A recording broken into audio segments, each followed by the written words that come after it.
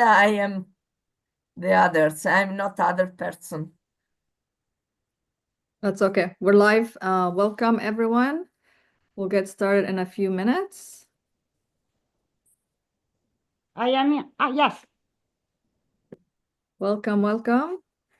We do have some new people to the webinar today. So we just want to introduce ourselves as Doctors Against Genocide. We are a global coalition of healthcare workers dedicated to predicting and preventing genocide. We focus on the community that is victimized.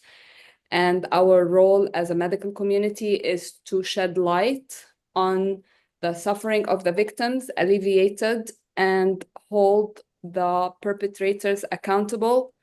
And the purpose of our organization is to do everything in our power to stop the genocide. Right now, we are focused on Gaza, and we are hearing more disasters coming from the West Bank.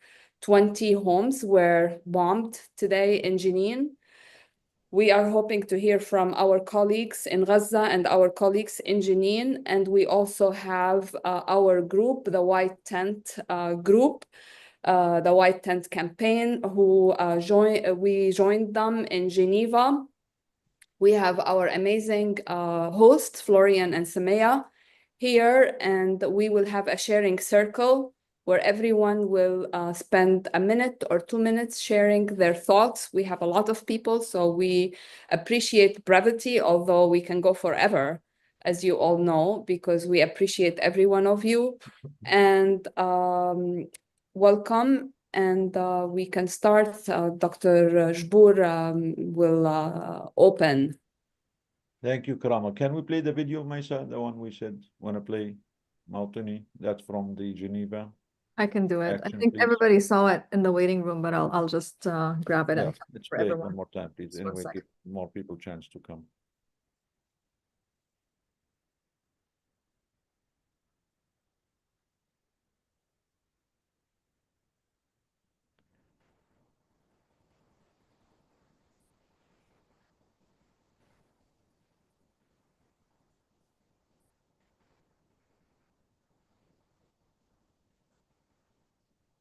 Let me know if you see the video. Yes.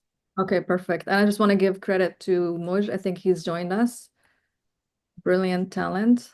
Greg, Gary, and Moj, they really سالما منعما وغانما مكرما سالما منعما وغانما مكرما الأراك في علاك تبلغ السماك تبلغ السماك موطني موطني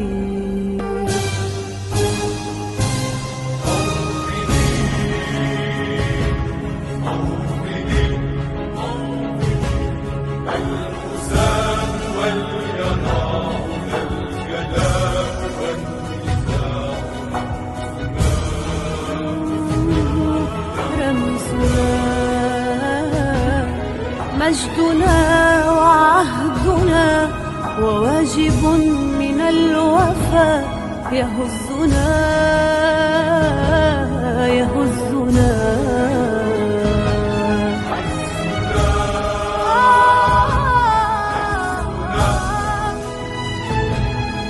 غاية تشرف وراية ترفرف غاية تشرف وراية ترفرف يا هناء في علاك قاهرا عيدك قاهرا عيدك موطني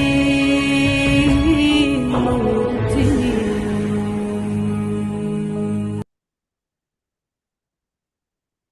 Yes, thank you, Maisa. Thank you, everyone, for joining us. Thank you for joining the weekly Doctors Against Genocide webinar that sheds lights on the ongoing genocide in Palestine. both in Gaza, in Jenin, in Tulkarm, in the West Bank, and all historical Palestine. We're also welcoming our new friends, the great people that we met in Geneva for the great white tent action in front of the United Nations. We're really honored to have you here, and we're really grateful to your dedication, to the passion, to all the work that you did in Geneva. We welcome your great hospitality, especially for Dr. Sami and Dr. Florian, who hosted all of us, and all our friends here who did all what they can to make the event successful. Today we have updates on the situation in Gaza from doctors in Gaza. One of them is Dr. Brekeh. He's a colleague of Dr. Hussam of Safiya. He worked with him at Kamal Udwan Hospital. He will be joining us soon to give us updates on the situation in Gaza.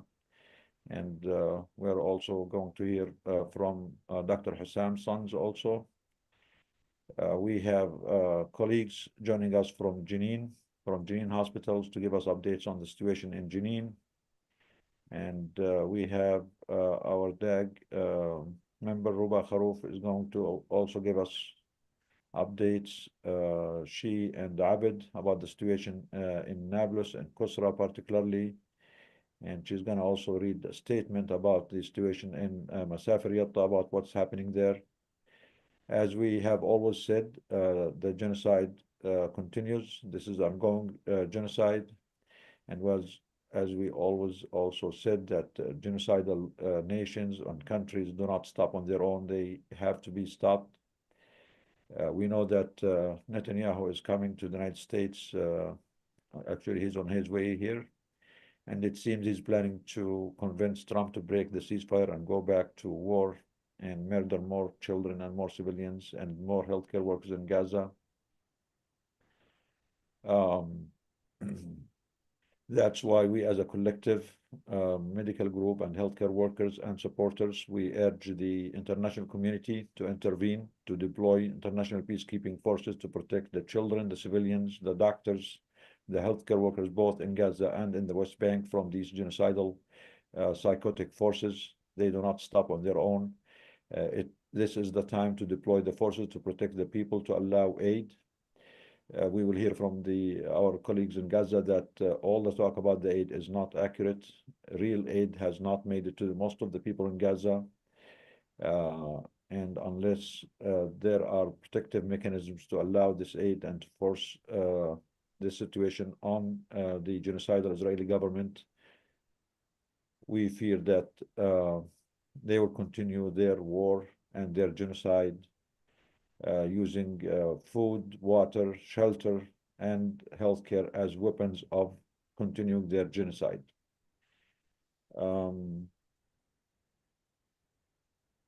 We're waiting to hear from our colleagues in Gaza, but we can start, maybe we can start with the sharing circle with our colleagues. Or Abid is here from West Bank, and Yes, Ruba. Abid and Ruba. You want to start, Ruba, please? Ruba, and introduce Abid and give us the statement from Massafer Yatta, please. Okay, thank you very much for having me. Just a brief introduction for myself. I had the distinct privilege of volunteering last summer in the West Bank. It was primarily in Massafer Yatta, but I also spent some time in Qusra and in other areas. Massafer Yatta is a governorate, South Hebron Hills. It's comprised of 12 townships and 32 villages. That's where I spend most of my time. The particular village that I spent the most amount of time in, I'm not going to name today. They've been facing heavy retaliation. And for that reason, the person that I hope to join us did not want to appear in front of such a large audience. I will also not be naming the particular village because of the reasons that you'll hear in this statement. So what follows is actually a transcription of the voice memos he left me this morning, and then I'll add some commentary to that. So this is his own words, not mine. Oof. Today we were not allowed to breathe. Today the settlers brought the bulldozer and they were working here in the village. We were all really stuck and it was the toughest and the longest day. Anyways, the situation is really hard. The situation is really tough since the 7th October. Everything got to be really the worst, especially from the settlers and also from the Israeli civil administration. So the settlers were raiding our village, and they're still raiding our village, and they cut the water pipes, and they have already cut the water pipes more than 10 to 15 times. They were raiding the village, they were attacking the houses, and they were claiming and saying that part of the land here in our village is for them. It is for settlement land, and they are the ones to have the land. So today what happened early morning, the bulldozer came with the settlers, with dozens of security of settlers, with the bulldozers, and they started to work in our land. They say that this is their land, and it is exactly in the yards of our house. If you remember X's house, it is exactly behind there, less than 2 meters. They were digging big holes, and they were saying that this is their land and that they want to plant olive trees. All of the settlers were heavily armed. The police came, they did nothing. The Israeli civil administration came, they did nothing. And all of the settlers that were living in the outposts who are legal, they came today and they were happy with this work. And they were provoking the people that there is no land for you anymore. We took your land. All of this with the protection of the army and then the police. So we complain, we try to do anything we can to stop it because it exactly like a big wall surrounding our houses, which is really crazy. They were working today from 8 in the morning until 5:30 in the afternoon. I don't know what to do, but they're going to come again tomorrow. They say they're making a farm for grapes. A farm, it seems, it will be a really big farm. If this happens, the settlers will find any excuse to harass and expand. Anyway, after that, after cutting the water pipes, after raiding our houses, after attacking our people physically and emotionally, they used pepper spray on us. They used wood sticks to beat us. All of this, they won't stop. So the people of our village are not allowed to do any kind of grazing for their animals, for their sheep. And at the same time, the settlers, they brought their sheep to to graze here inside the village, which is really unbelievable. So unfortunately, some of our shepherds sell their sheep to get food and fodder for the remaining sheep, which is crazy because if they keep going at this rate in less than a year, maybe even 6 months, we will not have any animals. In addition to all of this, our community, our main income is from our animals. Like the people here, the shepherds, they're farmers, they do agriculture. So the financial situation is very desperate. Our community gets now 0 income because the farmers are not allowed to farm. They're not allowed to reach their trees to work on them or to harvest them. And the last olive harvest, the people did not harvest anything. And also our shepherds can't go anywhere. They can't graze their sheep. They cannot reach the water. They made it really tough for everyone. And also all of the attacks, they don't stop here. They continue to raid other villages. The army raids the villages, the police raids the villages. They come at night, especially in the beginning of the war, so many times. They check the houses, they do anything they want. And once we complain, nothing happens. Once we complain against the settlers, nothing changes. The settlers attack again. They tell us to file a complaint. We do it and nothing changes. To be honest, it's a really tough situation. After today, we lost another home. We don't want to be better than anyone else. We don't want to have to live a better life than anyone else. But at least let us be equal with others because we have been dying and we are still dying to get justice. The police will never believe a Palestinian over a settler. We want to get our rights. We want to be safe. I don't remember the last time we were safe in our houses.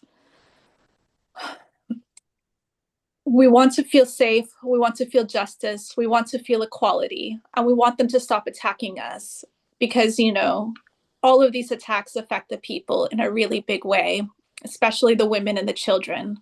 More than 80% of our children seem hazed because when the settlers come, they don't care about anything polite or anything normal that normal human beings would do. They don't care. They're not respectful. They come with their guns to make the lives of Palestinians like hell. This is still going on for many years, but since the war, it has become worse. We're not allowed to get water. We are not allowed to get good electricity. Like everyone else, our electricity is just solar panels, even though the electricity is passing over us, going to the settler farms, but the people are not allowed to get to it.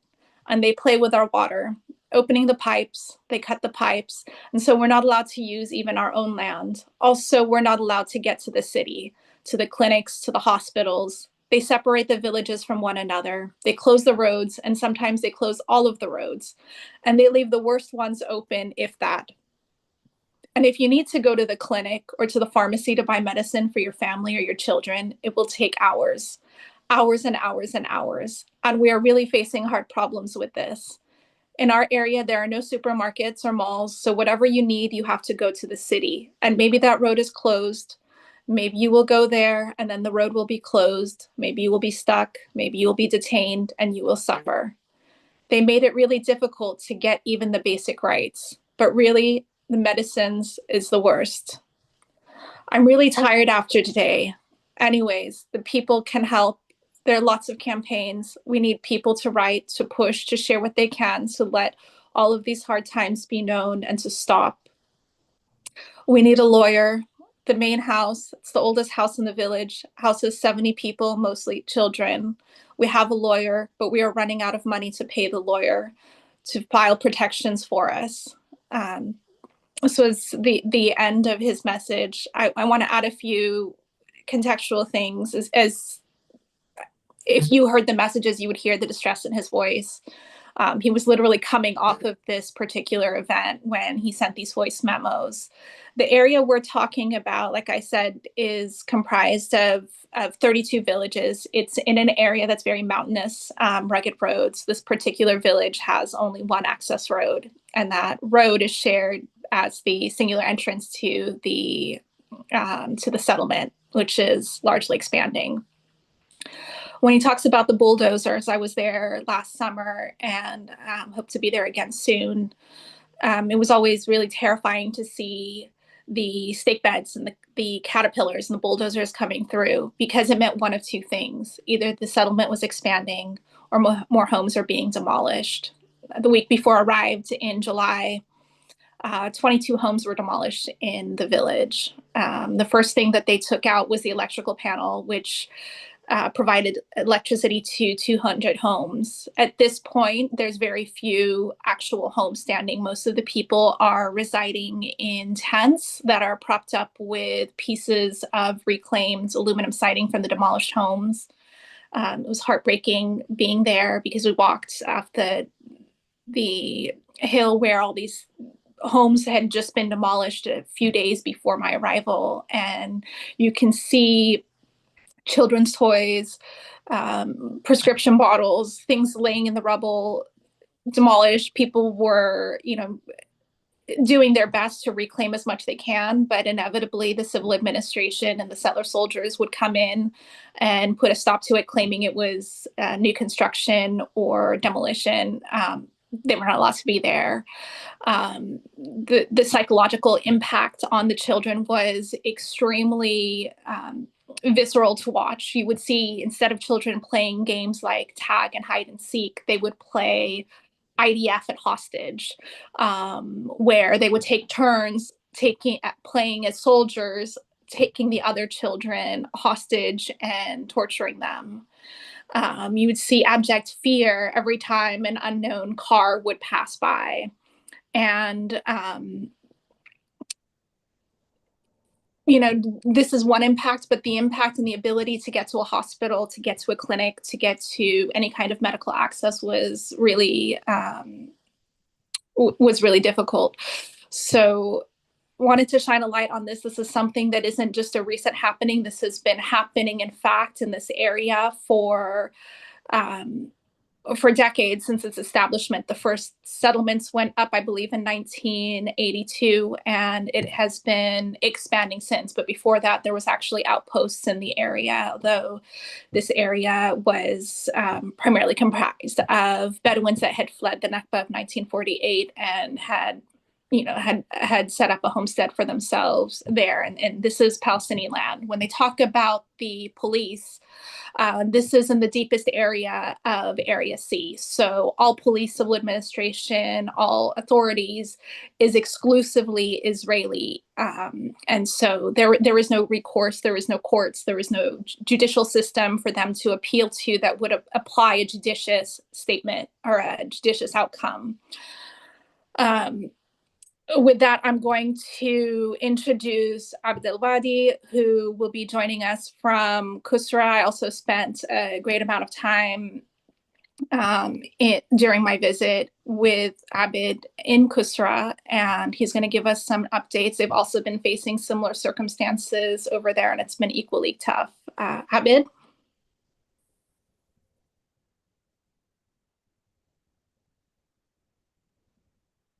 Do we have... عابد سامعنا؟ You're mute, عابد.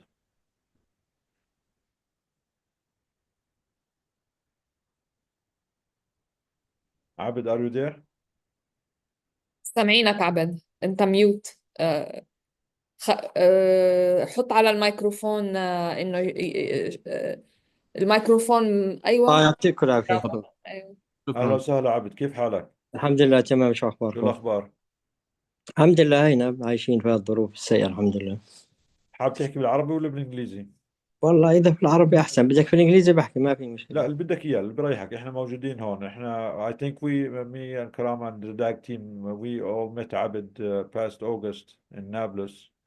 And the قصرة. situation at that time was bad, and unfortunately it continues to get worse now.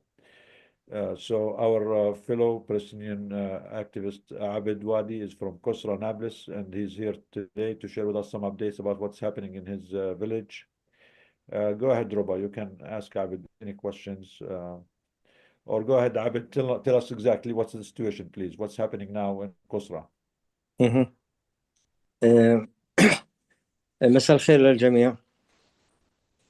طبعا قرية قسرة تتعرض كباقي القرى والمدن والمناطق الفلسطينية لهجمات المستوطنين وجنود الاحتلال بشكل متكرر وشبه يومي. Okay. ويعيشون. So Abid is saying good evening for everyone. He's saying that his village in Qusra, like many Palestinian towns, villages and cities, have been under attack from the settler violence as part of their genocidal and ethnic cleansing campaign in Palestine. Go ahead. قاموا بقتل عدد من الفلسطينيين في قرية قسرة وجرح الأعداد كثيرة، وكذلك اعتقالات للعديد من المواطنين الفلسطينيين، ويقومون بتدمير مزارع للدجاج والحيوانات وقتل حيوانات، ويقومون بحرق منازل وحرق أشجار الزيتون وتقطيعها. Okay, so they committed all kinds of crimes in Qusra, like other towns. They murdered many Palestinians and many youth. They injured even more. They destroyed houses. They arrested many people illegally. They destroyed farmlands. They destroyed olive trees, and they continue to do that on a daily basis. تفضل عبد. طبعا وقوموا في عمليات مداهمة للعديد من المنازل، وقوموا بتهديد المواطنين وإزعاجهم في ساعات متأخرة من الليل، وموجود فيها أطفال وموجود فيها يعني كبار في السن. حتى قبل أسبوع يوم الأحد الماضي قاموا بمداهمة منزلي الساعة 1:30 الليل، وقاموا في اعتقالي واقتيادي إلى مركز تحقيق.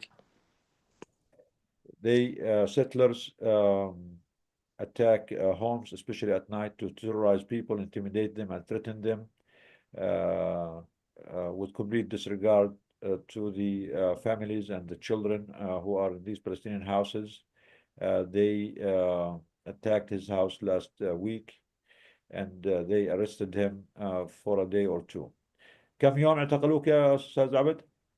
اعتقلوني الأحد، وثاني يوم تركوني، بس حولوني على التحقيق، وكان في تهديد يعني إنه ممنوع أشارك أي شيء أو أساعد الناس أو أقوم التدخل في مشاكل الناس وأيضا في موضوع المتطوعين الأجانب هددوا في هذا الجانب وحملوني مسؤولية أي شيء بيصير في المنطقة.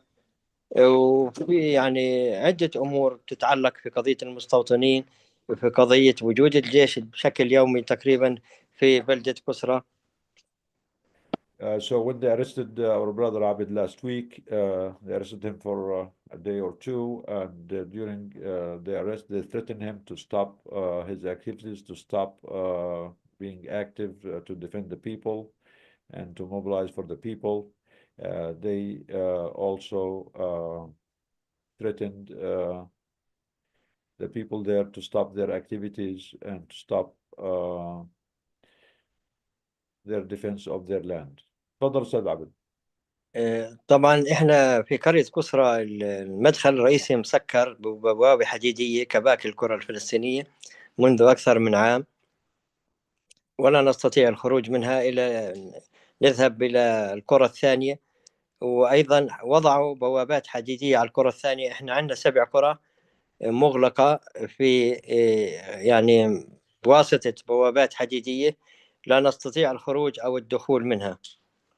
So in the last 15 months, Brother Abid is saying that Israel has imposed complete blockade on every Palestinian town and village. They have metal gates on the entrance of every village. No one is allowed to leave from one town to another, whether it's emergency or not. And they have no accessible roads. Since then, people have to sometimes walk on foot and find other detours to be able to get to other places or even to hospitals or work. تفضل. حتى إذا بحدث عندنا أي حالة سواء إصابة أو حالة ولادة أو أي إصابة لأي شخص في القرية لا نستطيع الذهاب إلى مدينة نابلس أو إلى رام الله أو أي مدينة أخرى أو أي مستشفى. حتى في قرية بالقرب منا لا تبعد 5 دقائق عن البوابة المغلقة فيها مستشفى في قرية المجدل فتحوا للطوارئ جديد، لا نستطيع الذهاب له لأنه الطريق مغلق له. إحنا عندنا مراكز صحية، في واحد خاص وفي واحد موجود تابع للبلدية وقامت بإنشاء السلطة الفلسطينية، وفي موجود دكتور وممرضين وبقوموا هم بمساعدة الناس. ولكن هذه مساعدة الناس يعني بالحالات البسيطة جدا، ولكن الحالات الاضطرارية إذا كان في عندنا إصابة وفي نزيف أو في حالات يعني صعبة أو حالة ولادة لا نستطيع أنه نساعدهم من خلال هذه المراكز اللي موجودة عندنا. وأيضا القرى اللي في جوارنا نفس الحالة بتعيش نفس الشيء.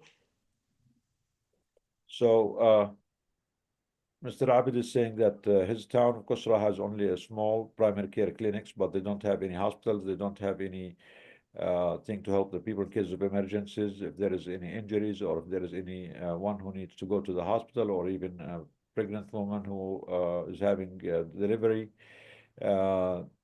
there is a hospital, a small hospital in the neighboring town called Al Majdal. That's only 5 to 10 minutes away. But even that town, they cannot make it to that hospital because the whole city is blocked and every town is blocked. And they also cannot access the hospitals in the neighboring cities of Nablus or Ramallah. All of them are within half an hour or 1 hour drive normally. But because of the blockade, because they are closing off every town, every village, even cases of emergency or any significant care beyond the primary care, they don't have any access to go to.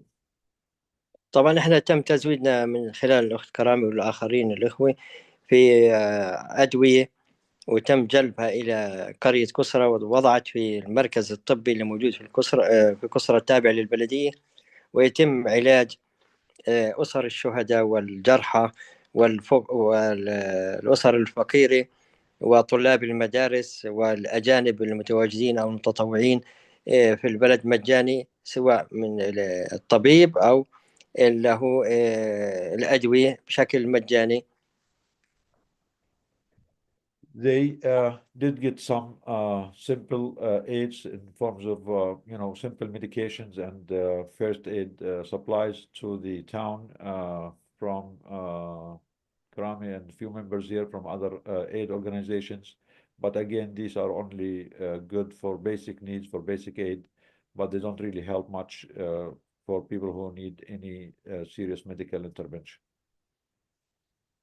طبعا هذه في ظل الظروف الحالية احنا في عندنا تسكير وإغلاقات، يعني احنا ما بنستطيع نطلع من أسبوع تقريبا من القرية إلا في ساعات معينة، وإذا بدك تطلع من القرية بدك 4-5 ساعات أو 10 ساعات، وأحيانا لا تستطيع، بدك تروح لأي حدا في منطقة ثانية، أو تدخل من خلال الجبال أو من خلال الوديان، وهذا بعرض حاله الواحد للخطر. والحالة يعني الوضع الأمني عندنا سيء جدا، كذلك إنه الحالة الصحية موجودة عندنا هي يعني صعبة جدا، وتوفير العلاج وتوفير يعني الأشياء اللازمة لمساعدة الناس المرضى أو اللي بصير عندهم مشاكل تكاد تكون صعبة في الوقت الحالي نتيجة الإغلاقات المستمرة من خلال إغلاق البوابات الحديدية اللي وضعت على القرى اللي موجودة عندنا. So Mr. Abed is saying that in the past week the situation has been much worse and harsher. They have complete siege and not allowing anyone to move inside or outside the town to get anything done or to get any help. Mr. Abed, Allah khalik, if you don't mind, I want to go to Dr. Brekeh from Gaza. Dr. Brekeh is a colleague of Dr. Hussam of Safiya. I know the connection in Gaza is not stable. I want to talk to him, hear from his story, his side of the situation before he lose connection. Dr. Brekeh, كيفك? You are muted, Allah khalik. Unmute, Muhammad.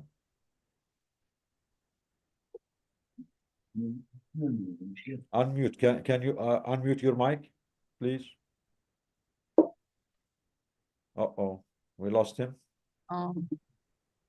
نضال دكتور جنان جرار من جنين. Yeah, yes. She's in the is the attorney audience. from Jenin. Yes, please let her on. Maisa, can you bring her as a panelist? Dr. Jenin Jarrar.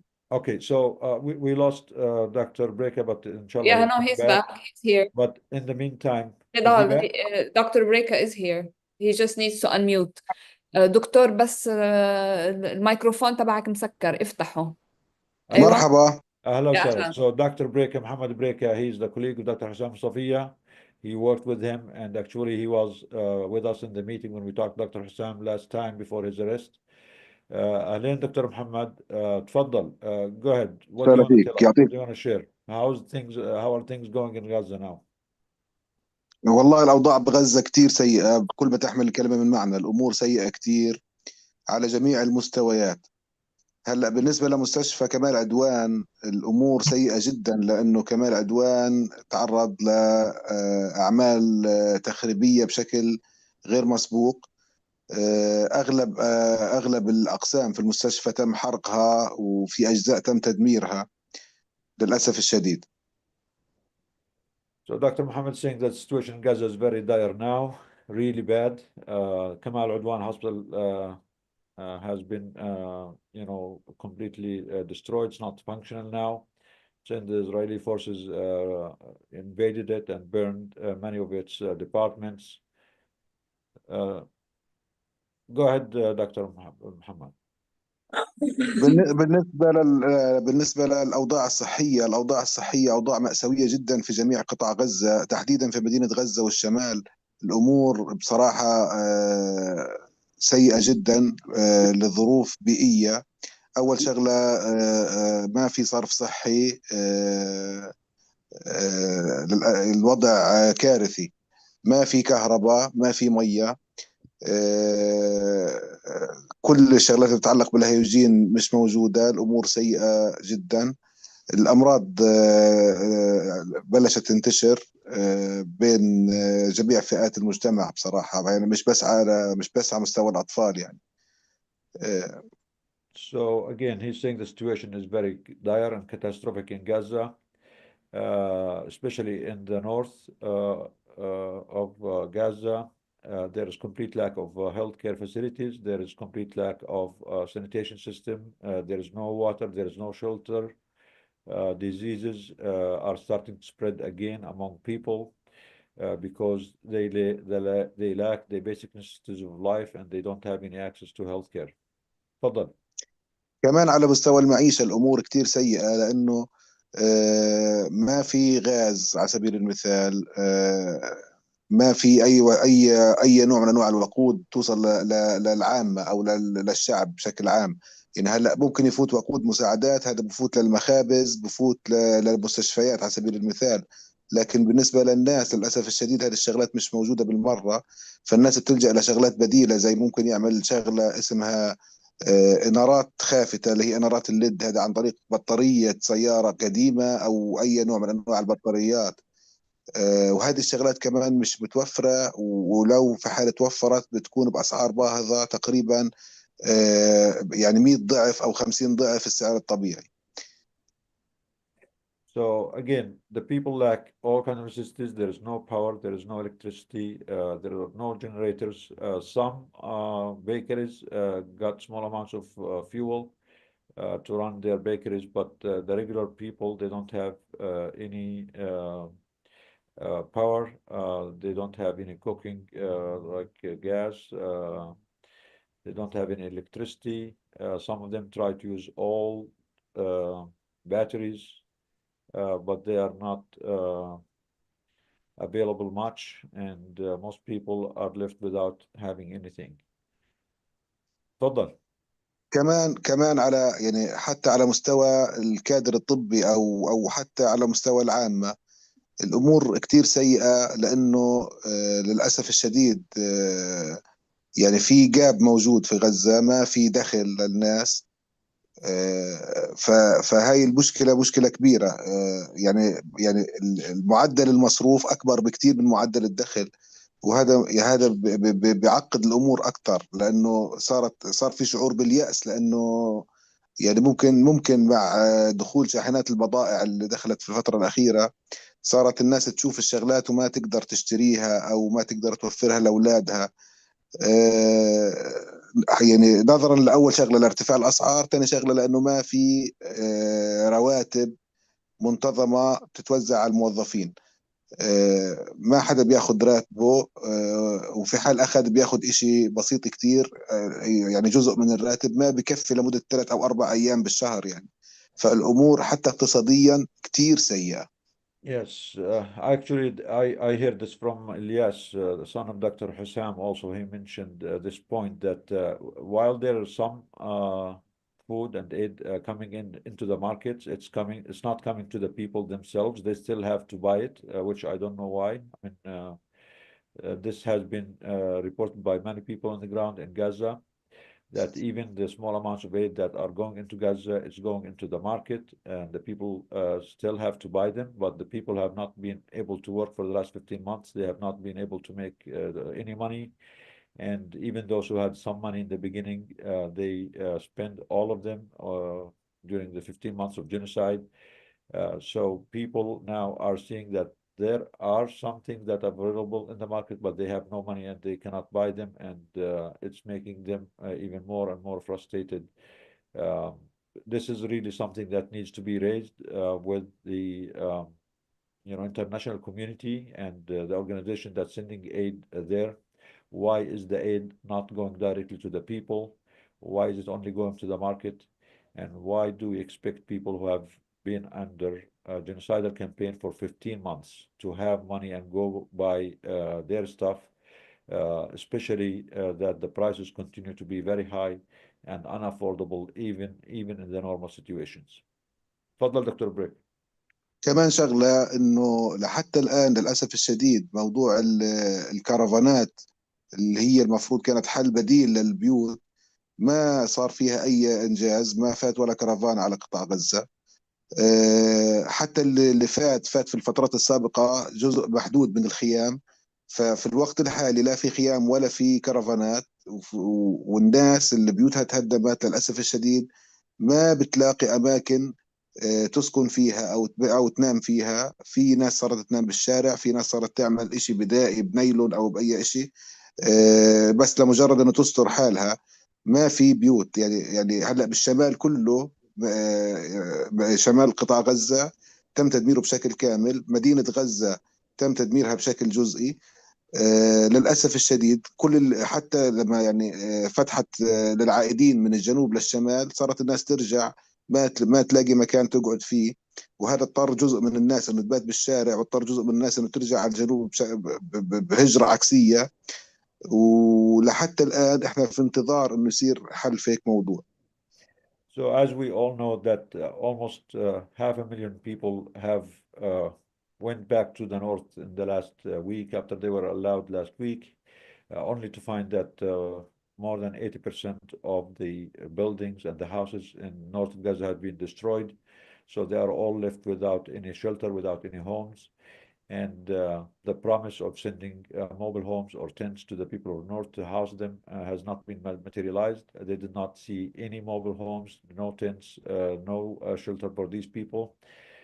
Some of them actually are being forced to think about going back to the south because the situation in the north of Gaza has been rendered unlivable, and the promise of sending shelter to those people has not been kept as expected from Israel. They never kept their promises, they never kept their agreements, and it seems they're using this as also a weapon of ethnic cleansing to deny the people any chance of staying back in their towns and their cities that they went back to. تفضل. على مستوى المعبر، طبعا معبر رفح مغلق بالنسبة للعائدين باتجاه غزة، وتم إعلان أنه فتح لخروج المرضى، لكن للأسف الشديد في عندنا كم مهول من المرضى المحتاجين لتحويلات بالعلاج بالخارج، لكن للأسف ما بيعدي إلا كميات محدودة جدا. اللي بيعدوا أفراد يعني أنت بتحكي 200 مريض، وإحنا عندنا يعني على الأقل 12,000 مريض بيحتاجوا إلى تحويل. فكمان المعبر بشكل لود كبير لو فتح ممكن يخفف عن قطاع غزة بشكل كبير بالنسبة للحالات المرضية والمستهلكات العلاجية. And regarding the Rafah crossing is still closed. They only allowed few cases of injured people go out in the last couple of days. But as we all know, there are almost 12,000 of critically injured people who needs to be evacuated out of Gaza. They only allowed about 50 people so far out, which is not close to being efficient. They are also not allowing regular people in or out of the crossing. Dr. Brekeh, did you hear في عندك أي أخبار عن دكتور حسام أبو صفية? Do we have any news about Dr. حسام? دكتور حسام للأسف الشديد الأخبار عنه كتير محدودة. يعني آخر خبر إنه المحامي ممكن يزوره يوم 6/2، في انتظار زيارة المحامي على أساس نطمن على وضعه الصحي على الأقل، وإن شاء الله يا رب يكون من ضمن القائمة اللي ممكن يتم الإفراج عنها في القريب، لكن مش واضح أي تفاصيل.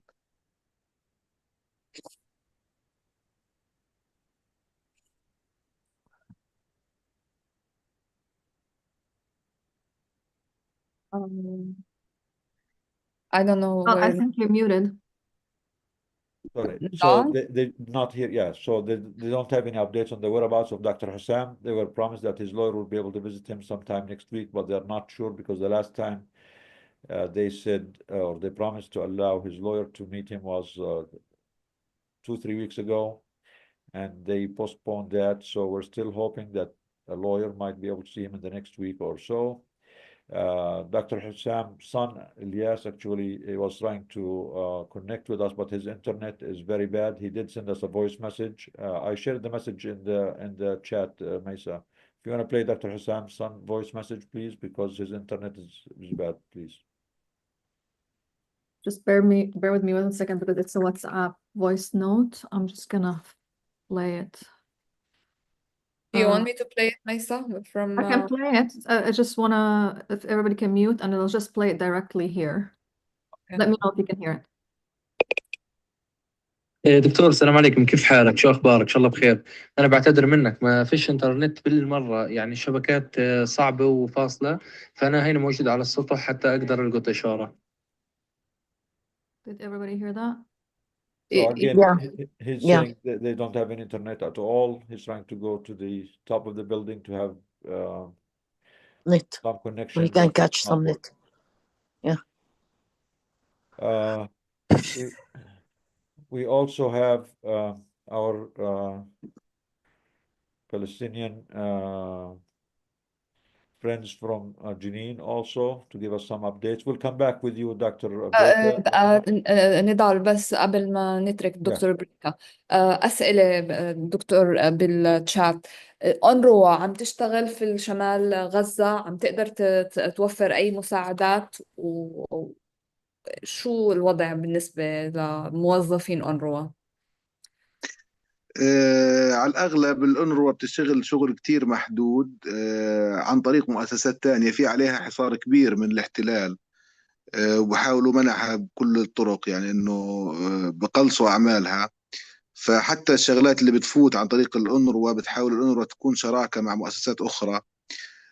على مستوى الموظفين لسه بصراحة ما باشرت عملها بشكل كامل، أو حتى مش بشكل جزئي، يعني هو شيء بسيط كتير اللي بيشتغل بالنسبة للأنروا، يعني عيادة أو عيادتين مقارنة بالعيادات اللي كانت موجودة قبل.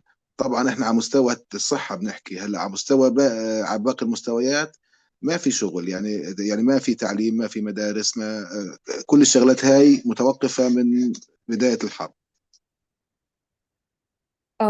So I asked Dr. Brekeh about UNRWA and its role and its employees. Unfortunately, there has been a severe reduction in the role of UNRWA. There is only 2 clinics that are functioning. UNRWA was responsible for education and health and some other services. And right now, those services are completely absent in Gaza.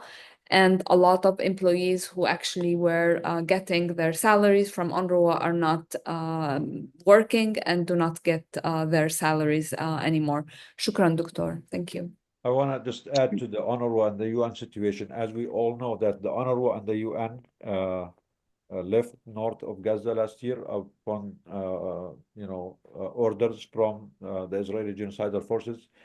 And since then, unfortunately, neither the UNRWA nor any other UN organization went back to the north. They have not been providing any significant services in the north. And this is something we are calling out the UN about that. It is their duty to go back to the north. It is their duty to go and provide services to the people in the north. Complying with the genocidal forces and leaving the people vulnerable to their attacks is something we think the United Nations is complicit in. And the fact that until this point, they are not going back to the north to provide to the people who need their services is a stain on the UN and the UNRWA. Despite the fact that we know Israel is attacking UNRWA, but UNRWA also is kind of did not live up to their responsibility, especially with the people in the north. Nidal, can we also, there's a lot of questions about aid because aid is coming, but it looks like there are goods in the markets, but people are not paying for it. Shouldn't the aid be available for everyone? What is going on with the aid? إيش عم بيصير بالمساعدات اللي عم بتصير؟ يعني المفروض إنه عم نسمع إنه يكون في مساعدات، ليش الناس ما عم توصلها المساعدات؟ ليش عم بتروح على الأسواق؟ We don't really have an answer. I think that is something that we are sharing with you here, guys, that even the limited amount of aid that went into Gaza, it's going into the market. It's not going directly to the people. At best, the regular, person there, the regular citizen, will get a coupon once a month that only lasts them for a few days, but the rest of the month they have to buy their needs from whatever available in the markets. The prices are very high, and by now the people are depleted. They don't have any resources. They don't have any money. They have not been working. They already spent everything they have during these 15 months of war and genocide. And we're raising actually this question for anyone here who have any connections with the United Nations, with the governments who are claiming to be sending aid. Why is the aid not going directly to the people? Why is it only going to certain markets? And how do we expect people to be able to afford anything these days. Here in the United States, if any one of us would not work for a month or two, we will not be able to make it. Being in the the richest country in the world, the most powerful country in the world, how do you expect the people in Gaza who have been under siege and completely dependent on aid for the last 20 years, then after 15 months of genocide, to be able to buy? Whose fault is this? Who is responsible for this setup? Are these international organizations paying attention to the situation or not? We are raising the red flag about this, and we are worried that this is also another way of Israel to evade its responsibility and to continue its genocide by other means, by starving people, by depriving them of shelter, by depriving them of any means of survival. The international community so far seems to be complicit in this, and it's not pressuring Israel enough. That's why the call for deploying peace forces to ensure that people get the aid that they need and to protect the people stands. And this is the time to do it before Netanyahu and his criminal and war criminal war army resume attacking and bombing the people there. Karama, Dr. Brekeh, do you have any last message you want to say before we move to the situation in Jenin? يعني بصراحة يا ريت يكون في تكثيف للجهود إنه نحاول إيجاد حلول لهالأزمة اللي إحنا فيها على المستوى الصحي وعلى المستوى الاجتماعي، لأنه بصراحة الأمور أسوأ بكتير من اللي بنحكى على الأخبار أو حتى اللي إحنا بنحكيه. يعني اللي بشوف مش زي اللي بيحكي. الأمور كتير سيئة. يا ريت نحاول نوصل لأي حلول بالنسبة للكوادر الطبية أو بالنسبة للمستشفيات أو حتى بالنسبة للمجتمع. بكون كتير كويس يعني. وشكرا لكم. شكرا دكتور محمد، الله يخليك. خليك معنا ان شاء الله، يعني اذا في اسئله ممكن نسالك كمان شوي. Dr. Mohammad, last message is saying that the situation on the ground is much worse than what you see on the news. The healthcare system is completely shattered. The healthcare workers, whoever is left from them, is not able to continue to sustain their life. The hospitals that have been destroyed under attack need urgent, support from the international community. They need more help. The people who are there also need urgent aid and significant amounts that goes directly to the people in terms of food, in terms of water, in terms of shelter, and in terms of access to healthcare. And we know that many of our colleagues in the healthcare system have been detained and still continue to be tortured. And no one is, providing enough pressure on the Israeli security forces to release them. We know now that Israel is continuing the same situation in the West Bank, in Jenin. They are attacking hospitals, they are attacking healthcare workers. They are bombing complete city and neighborhoods. The same situation that happened in Gaza, they are repeating it now because the international community until now failed its duty to protect the civilians, the innocent people, both in Gaza or in the West Bank. So we can move now to Jenin. Are you there? Do you hear me, Jenin? Yes, I'm here. So our sister Jenin is from Jenin, and the situation in Jenin and Jenin camp has been very violent, very catastrophic in the last few weeks, especially in the last day or two. Sister Jenin is going to give us some updates about what's happening in Jenin. تفضلي أخت Jenin. And in fact, today is the worst day. It's maybe in the last 20 or 30 years. Today they bombed more than 20 to 25 houses on the camp together in the same time. So all of the sky, a lot of smoke, and there's an area called Al-Ghubbas. They told me that like it's raining rocks. Like it's raining, but not water, it's rocks. Everybody's scared from that area. The ambulance tried to remove the people. They are close, they are not in the camp, close to the camp. Even the ambulance cannot remove them. They shoot one of them, and and they are scared. I'm mentally cannot talk because I'm with them every 2 minutes. Every 2 minutes, I receive a message. Some of them, they are members with us and the charity. So we scared about them a lot. And there's something new that the cars of the soldiers, they drive between the houses in the other areas, like they want us to be to use to see them there. It means that they don't want to leave. It looks like that's why we explain it, because they keep moving between the houses in the areas that it's not that dangerous, and they don't talk to anybody. But around the camp, in Al Basatin, in Al Ghobbas, in these streets, it's extremely dangerous. It's terrible. It's painful. It's everything I can say. I don't know if they're gonna still we're gonna have Jenin. It's exactly like what happened in Gaza. And in camp now, exactly like what happened in Jabalia. I don't know. The hospital in Jenin, it's totally empty because they wanna bomb the building in front of the hospital called Al Kaniri building. So they let them know that they have to go out of the hospital, take all of the people out, and they left. I don't know about the Shifa. I cannot, but it's too close to the hospital. So I believe that even the Shifa hospital, they have to empty everyone there.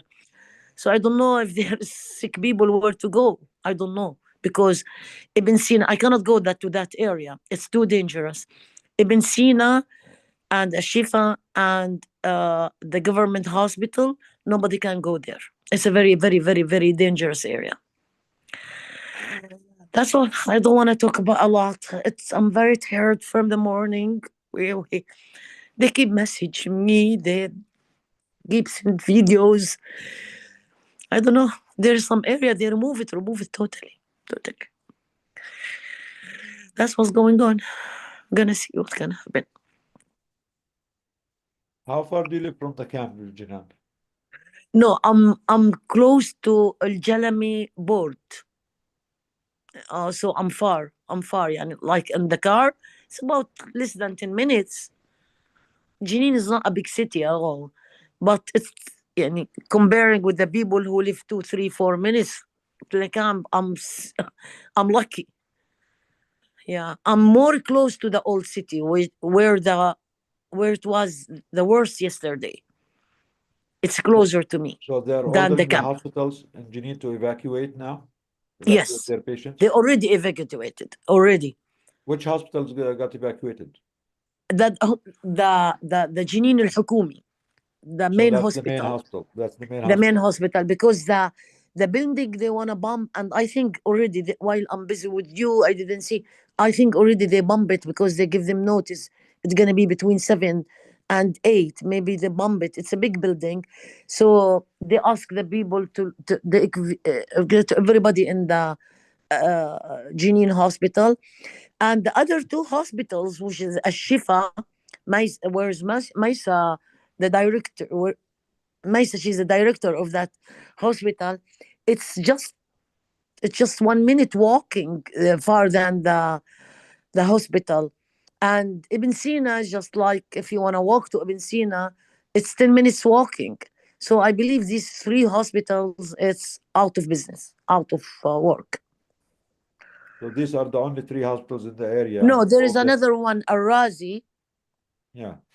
It's far a little bit, but Arazi, they don't let injured people come if they are not severe. You know what I mean? Because they want to keep the hospital working. So they try to send all of the injured to the main hospital. So they cannot, so nobody will close it. So I don't know today what's gonna, till now, I don't have any news from our members, but I know that the main hospital and the Senate, it's totally evacuated. Nobody there at all. And they are And they threatening sent to us some bomb the pictures. houses next to the hospital? It's a big building because it's very high, so they can. I don't know why they bomb it. It's called Al Kaniri Hospital. Why they bomb it, I don't know. We don't know, yani why. It's very Maybe because it's too high, so so it's dangerous. So the people can watch everything from that building. So they remove it. So that's like They bomb it the biggest building in the camp, and they want to bomb it. Yeah. close to the camp. The Do you biggest have building the close to videos, the camp. Maisa, to share from the bombing this morning, earlier this morning? Uh, Pardon? Fine. Yeah, I think we have the videos. Maisa shared the videos from the massive bombing that they did earlier this morning, and they are threatening you Yeah. even to do more, you said, yeah? Yes, they keep sending me videos and videos and videos. The only video I didn't receive it because it's between 7 and 8 for the Carnegie building, but they give them notice that we're gonna bump between 7 and 8. Till now, I was busy with you, so I don't know. So I don't know if they bump it or not yet. But the 25 building, the 25 houses in the damaged and Mahyub streets in the camp, and all of the houses around the camp, they bomb it already. You cannot see the sky in Jenin. You cannot see. It's dust. It's so bad. And yeah, somebody told me that he cannot breathe from the dust and the smoke. Yeah. Do you have the videos, Maisa, if you don't mind? Yes, I do have, but I don't know how to Yeah. send it. No, I do have a our lot. Maisa, our Maisa, play yeah. it. She Share shared with it. To our Mason. There's another Okay. Okay. Hi. Yeah, I'm gonna send it. I'll send it where? No, no, we have it. عندنا فيديوهات دكتورة بس عندك. We're gonna share it now. بدنا نفرجيهم للعالم. يا مأساة. سوري يعني الواحد مش عارف شو يحكي. والله. They fake ceasefire in Gaza while continuing to starve the population, no water, no food, no shelter, and they start in the West Bank almost immediately. Not that the West Bank was safe over the last 1 year. This has been ongoing for the past 2-3 years at a very high speed. And we don't know when this is gonna end. That's the problem. It's okay. We can handle what's just like Dr. Jbour said, once a genocidal power is determined to carry on a genocide, they will never stop on their own. Yeah. They have to be stopped by force, by complete sanctions. There has to be crippling end to this genocide, and this is not what's happening. We have an American president who is talking about removing population, or they go to Jordan, they go to Egypt, as if he owns the place. I mean, this is extremely Doctor, what concerning and enraging. The only thing I know, we will not leave. We will not. We're gonna stay there. We're gonna stay in Jenin. We're gonna stay in either underground or in the top of the ground. But we will not leave. Thank you, Jenin. Yes, I mean, we cannot trust these genocidal powers to stop their crimes based on their moral insight or ethical standards, because these are psychotic people, psychotic leaders, psychotic soldiers. They will not stop unless there is real pressure, there is real, impactful sanctions and intervention from the regional powers, from the international community to help the people, appealing to them nicely, appealing to them with, appealing to their moral,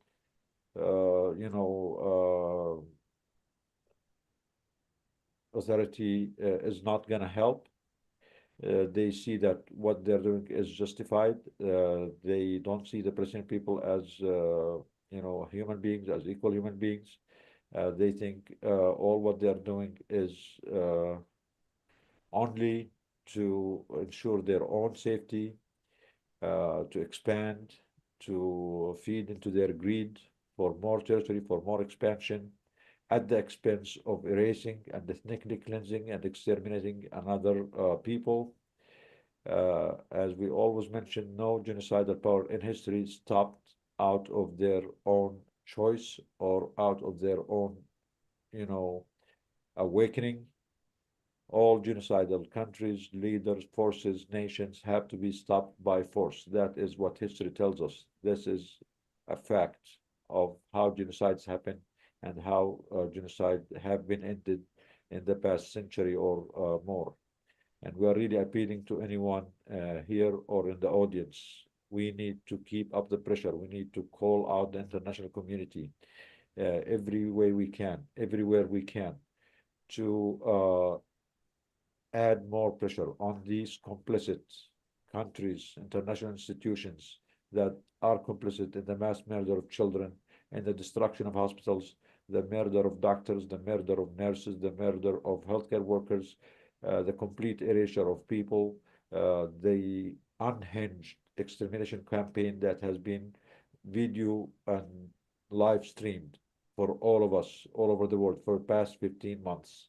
No person, no individual, no organization, no institution, no country in the world has an excuse to say we did not know or we did not see. We are all have been witness to this live stream genocide. We are all complicit. We are all complacent, and we all share the responsibility of what is happening. What we have been doing so far is not effective, is not efficient. The genocide continues to happen. They are expanding their campaign every day. And when they stop from one place, they just move to another, unless these criminals and psychotic people, psychotic country is stopped with real, tangible, and drastic measures from the international community. This will continue to go on. Maisa, did you have access to the video? Nidal, while we're waiting for the videos, also I encourage everyone who is listening to us today to join us in Doctors Against Genocide. And because we do have many campaigns, we have the Not Another Child, Not Another Hospital campaign that is targeting the medical institutions and the medical societies and our hospitals to ask them to speak up. Medical professionals make up at least 15 to 20% of the population, and we have a moral authority to do no harm, and we have the moral obligation to protect patients and protect children.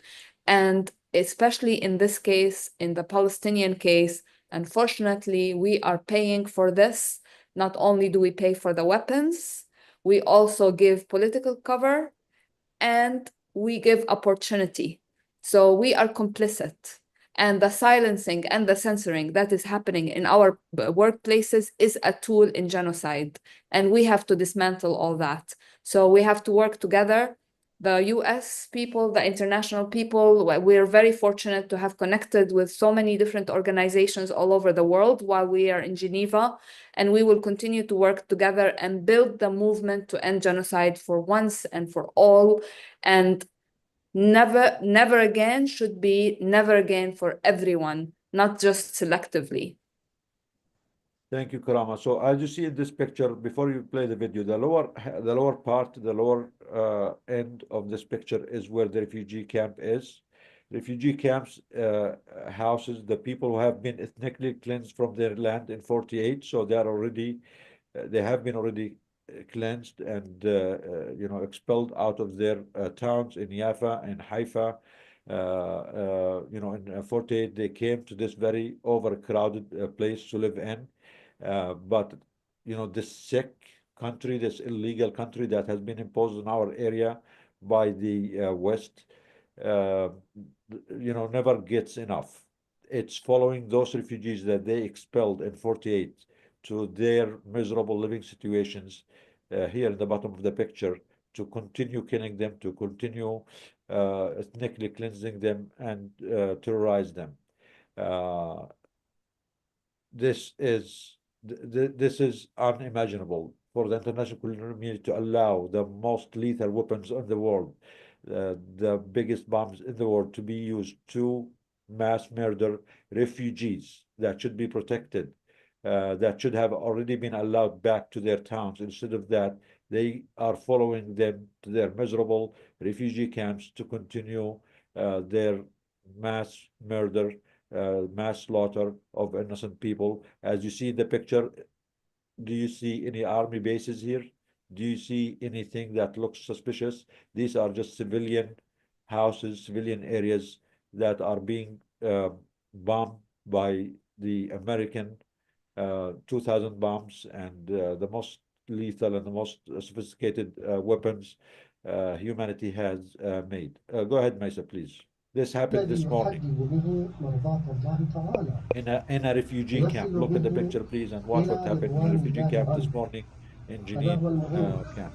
لذلك لديه الجهوزية أن ينطلق بأي عمل متاح في أي مسؤولية تفترضها الظروف والواقع العام. Can you imagine this? This happened in front of our eyes, all of us. بقناعة برحابة الصدر. They're destroying the whole thing. Only because they can and only because they have never paid a price for this. As long as they don't pay a price for their crimes, they will continue to do this. Only And they do that with countries. pride. That's the problem, with absolute pride.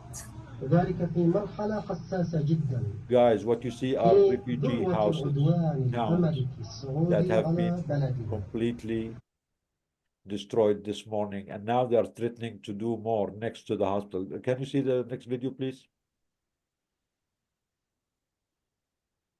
Yes, just give me 2 seconds. Do you have another video, Maisa, or no? I do have a few more. Okay. Just give me 2 seconds. I just have to cue them.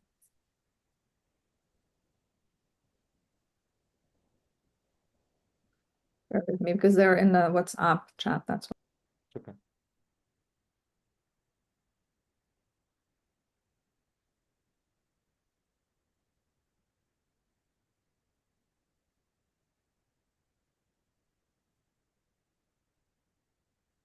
This is the main hospital in Jenin. It has already had some damage earlier from previous explosions nearby. It has been evacuated because they are threatening to completely bomb all the areas surrounded. You can see these are the people in the hospital. We already have some damage from earlier bombing, and the whole hospital has been evacuated because they are threatening to add more bombs.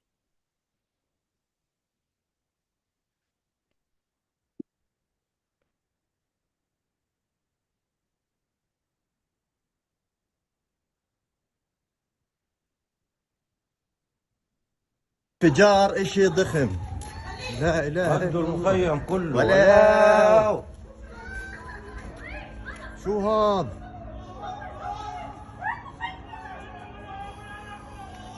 For all the Americans and the Western people here, لا حول ولا this is what قوة this الا bomb بالله is being used وقع عن for. كل الدور Mass murdering and mass bombing civilians, وقع عن children, الدور كلياته refugees.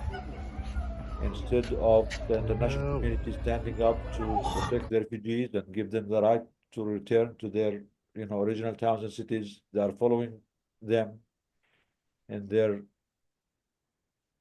very crowded refugee camps to continue bombing and killing them. We are appealing to everyone here, all over the world, anyone who has any power to do anything, to continue advocating and speaking up for the victims, for the vulnerable people. Again, this is not a war. It's not a defensive war. There are no two armies. These are defenseless refugees living in their houses. They did not commit any crime. The only crime they committed is being the natives of the land and subject to an external illegal country and genocidal regime, genocidal people, genocidal ideology imposed on the people of Palestine by the West, from the West. It is the anti-Semitism of the West that helped create this dysfunctional and lethal regime that has been causing so much killing, so much devastation, so much destruction in the last century. This whole project is illegal. This whole project is not worth the price that the people of the region are paying. It is time for the West to fix their mistake and to put an end to this anti-human project that is imposed on us, that has been causing misery and destruction to the whole area of the Middle East for the last 150 years. We are also had this action last week in Geneva in front of the United Nations to advocate for the civilians, for the victims. We met a group of honorable people, healthcare workers, friends, colleagues, activists from all over the world, especially from Europe, who are here with us on this call.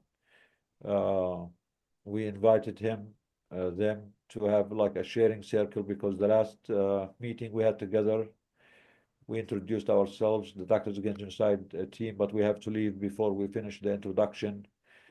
So we are inviting him to honor their action, their sacrifice, their passion for justice, for peace, for speaking up the truth despite all the difficulties.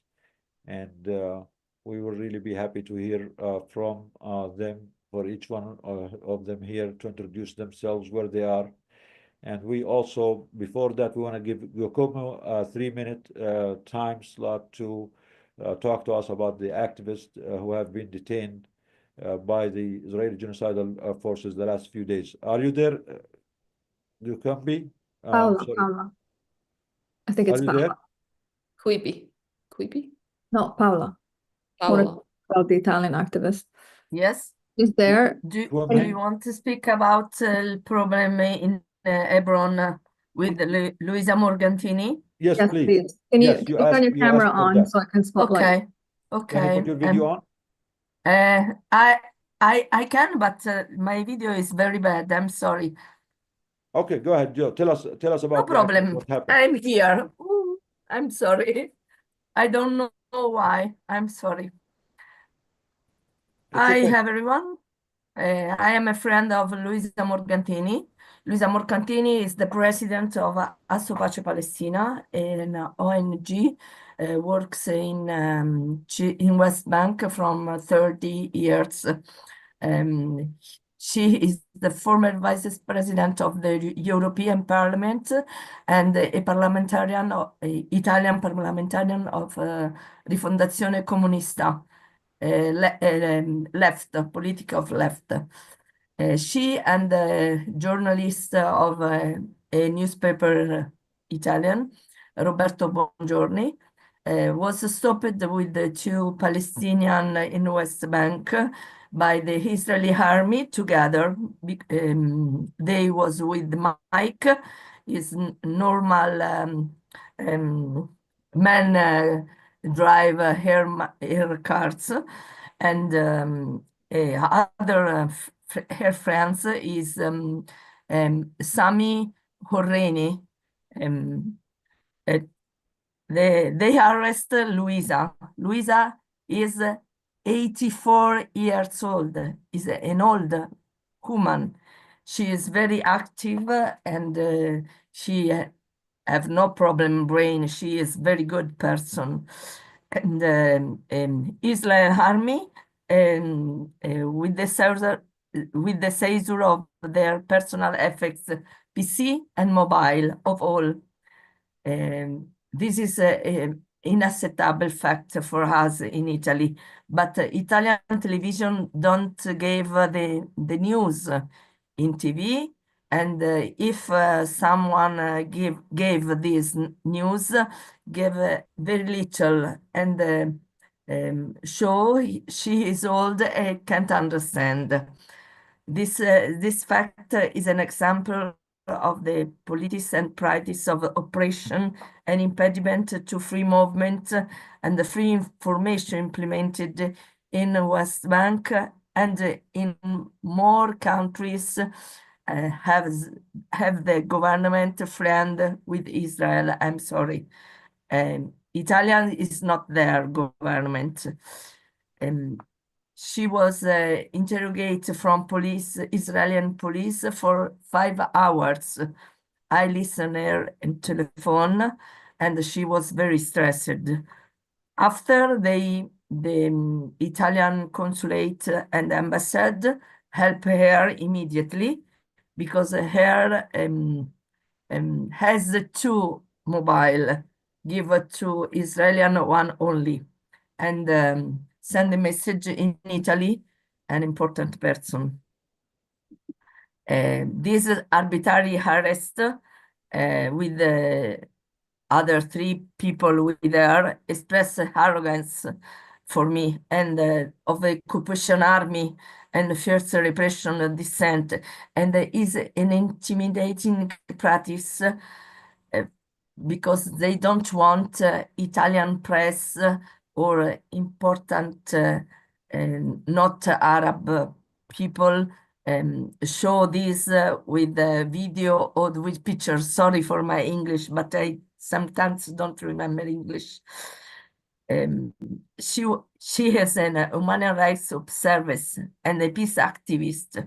She helped many people in Gaza and in West Bank too. She improved projects for the pay university tax in Cisjordania. She worked too many for Massafer Yatta. They was near Hebron in Arba, I don't remember exactly the name. Is a little village with more aggressive colons. And when the Israeli police left Luisa Morgantini and the Italian journalist, she doesn't want go out from the police because they don't relax the 4 months. Was Samuel Raini, founder of movement and activist of Yuda Sumud, already arbitrarily arrested in the past, and he has a problem, a condemn. I don't remember it English words. Condizionale. I don't know if it is. If I am explaining No. exactly. When I have a problem with justice, the first condemn, if I am very clean, no problem with policia. The first time I don't must go in prison. And in Italian or French, this name is condizionale, condamn condizionale. But if I make the second problem, I pay for the first and the second time. Samuel Raini has this conditional. Look.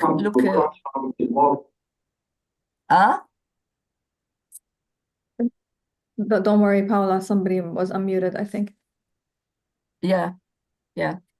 And I want to tell you that fact because in Europe we don't try the naughty news in never normal paper, and only some people activists know this about because we are all friends and we make tam from us. I'm sorry. She was the vice president of a European Parliament for 10 years. I'm sorry. I'm sorry for my English too, because I don't prepare my. Don't be sorry for your English. You don't need Thank to speak you. English. And it's terrible. You're welcome. It's horrible. It's 84 terrible, years. And we have to stand up and fight it with Yes. everything in our power because every one of us is next. Yes, this is the example for understand. They don't want others' testimony, the problems. And if they fight or arrested an important person, they know now how our government don't tell and TV don't tell. And they make afraid that in that kind. They scare. It's a scare tactic to intimidate. But she doesn't want to return in Italy. She remain in West Bank now. She is working. That's I'm part sorry. of silencing the truth and not allowing neutral witnesses to expose the truth. Yes. We have Dr. Mauricio. He speaks Italian and he can help you with English. Here, Dr. Mauricio, thank you for being with us. And again, please don't be sorry for not knowing English. English is not the best thing in the world. It's the language of the empire. It has been a language and the tool of genocide. and it is the language that is hiding the truth, and it's being used Yes. to silence the truth, Yes. because there's more truth in Arabic, in Italian, in any other language Yes. than what the mainstream media that speaks English is allowing the world to hear. So please never apologize. Thank you, No Dr. one Nidal. should know English, actually. English is the language of genocide now. Mauricio, thank you. Nidal, Thank you all. maybe you can let Maysa introduce the speakers. Yeah, but yeah, go ahead, Maysa, introduce. I'm happy to, but I think, Mauricio, did you want to comment on? Just very quickly, the term is suspended sentence, the condizionale Paula was talking about, suspended sentence. Okay. Shukran, Maurizio. Shukran. I don't remember. I'm sorry. Okay. I had just three very brief questions. I wonder whether this is the time. The first, was it the first time this morning for Jenin to be attacked? The second is has the United Nations Human Rights Council be informed of that? And if not, shouldn't we do it just to start the what we have been starting in Geneva last week in more practical way? And the third one is, which ONGs are active in the West Bank now? Thank you. Thank you, Mauricio. I think we are going to have a follow-up meeting from the action from Geneva to organize better globally and have, answer all these questions that you gave us, because we need to keep the momentum and build on it and make it into actions. Unfortunately, what is happening in the West Bank is accelerating at an alarming speed. It's taking our breath away.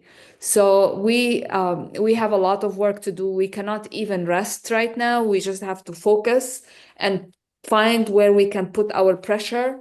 And, I think by next week, we should have tangible steps on what are the next action for all of us. Thank you so much, Mauricio. And it was a pleasure to meet you. Maysa, go ahead. Thank you. So it's my honor to introduce the speakers from the White Tent, and just to start, I think for me, this whole action reminds me of a statement that Nelson Mandela said, which is, it always seems impossible until it is done. And I think with this White Tent action, it started by somebody's idea, the doctor from Turkey, Dr. Hussein. So he initiated this idea, and then the whole community came together. And honestly, like, the amount of work and energy that went into this event is absolutely remarkable. From the local hosts in Geneva, Safiya and Florian, to the amazing energy of Tabi, who's going to speak today, to the passion of Maurizio and Paola and the Italian team, the Irish team. Like, honestly, it was just so much emotion going on. We stood together. It was raining, it was sunny, it was freezing cold at some times.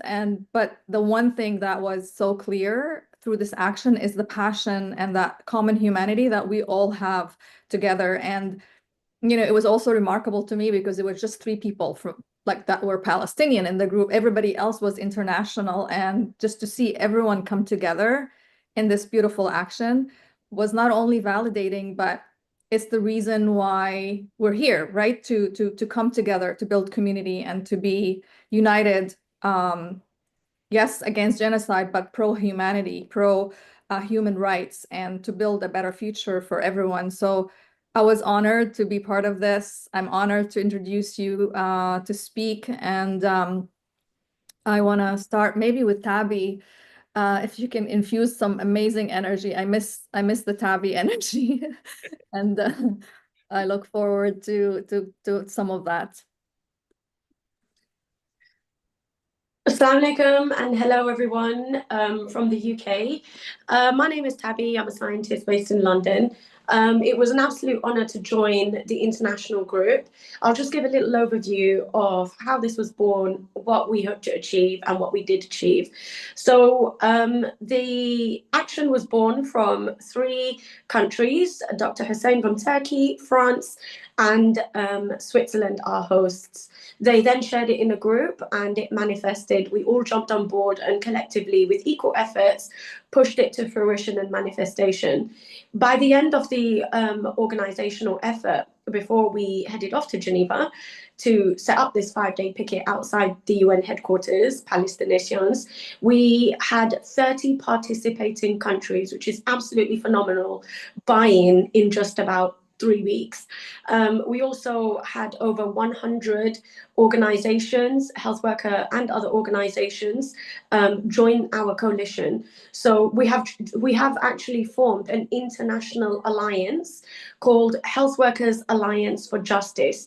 Within this alliance is Doctors Against Genocide, various different health workers for Palestine, health workers and allies, so many different organizations, all the ones you usually see on Instagram. We are all part of this international alliance. The aim of doing this action was to create a platform for open dialogues within varied allied departments within the UN so that we can achieve our shared goals. So we did have several meetings within the UN, which we can't disclose the details of for confidentiality. However, it was outlined that they do in fact align with all 8 of our demands, which include an end to the occupation, a protected, long-lasting ceasefire, accountability for Israel's war crimes and crimes against humanity, restoration of Red Cross access. The full list is on the website. But most importantly, it was outlined that actually the International Human Rights Commission do and have been working towards achieving these, but obviously are limited and are on a chokehold. Much are OCHA and the General Assembly because of the power of veto of the United States, which there is a general consensus that this is an outdated protocol and there is a need for change. So our duty as ambassadors of humanity is to continue advocating for the Palestinians and our healthcare worker colleagues on the ground. We have achieved in creating these open dialogues with various different departments within the UN, and this will be the launching pad into our work together in the future. And we hope that this coalition will be the start of health justice globally, not just for Palestine, but Sudan, Congo, and other countries experiencing genocide and injustice. Thank you, Tabby. Can we also have you at the end, after we talk with everyone, to start us one of your chants? We are all Palestinian, not now, after we finish. Please, we want that to be the end of this session, please. You're gonna have to wait to stay with us till the very end. Yes. Wonderful. So if is Safiya and Florian there, our wonderful Swiss hosts, they opened their house. They were, my goodness, like the incredible organization, the effort, you know, showing up every day, helping with everything and making sure everybody was feeling welcome. Honestly, it was such a pleasure to meet you and to be amongst you. So Safiya and Florian, if you can share a few things with us. Yes, so first of all, we miss you guys a lot. It was very empty after all of you went. And what we would like to say is we met wonderful people, and that gave us all the strength to continue the struggle for justice and against oppression in Palestine. And inshallah, Palestine will be free, and then all over the world, because Palestine, inshallah, is the beginning. And I think there's a lot of points. There's a humanitarian point, the political points, and everything. And we will, inshallah, put everything in so every subject should be like individualized, and so we can help. We don't know how to help exactly. We feel that we are powerless, but together, inshallah, we'll be able to do something. And I really appreciate all these testimonies from doctors on the ground in Palestine, and they're very precious to us to hear things that we don't hear neither on social media, neither on the media.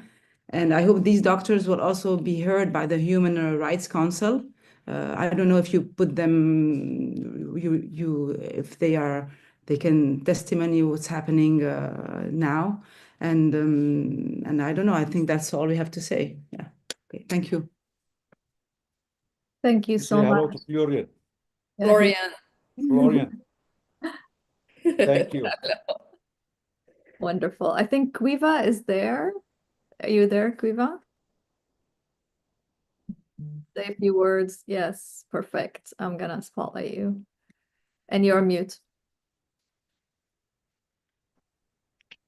Hi, everyone. I'm actually joining you all from the edge of a Gaza vigil, so I passed on a simulated version of Quiva, some of what was. your voice is not very clear. I don't know why. Maybe you can come Is it closer. getting better now? I think it's your headset. Yeah, I just took it out. Okay, I was just saying that I'm joining you all from the edge of a vigil for Gaza, so I passed on a summated version of what was covered in the webinar to our friends here in Ireland. And yeah, I think people are really clear that we continue and accelerate our action collectively. I'm actually on a really loud road. I'm so sorry. But it's just to probably mirror and reflect everything that has been said, that Geneva was really powerful in the sense of the cohesion and the alignment, I think both of demands, but also of energy, of commitment. And the relational piece on a personal level was quite beautiful.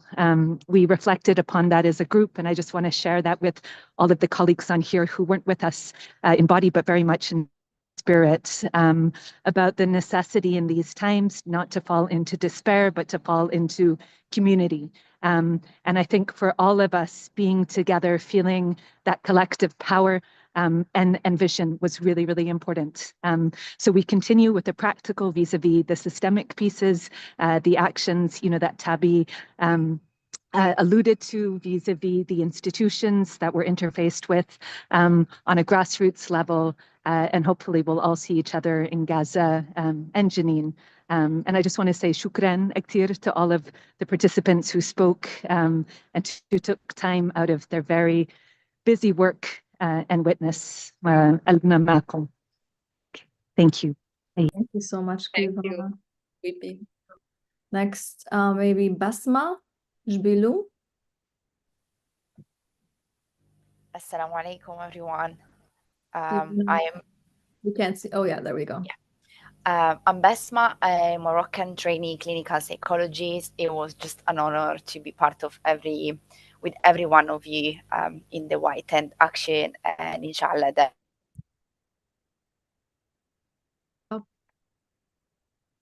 Basma, did we lose you?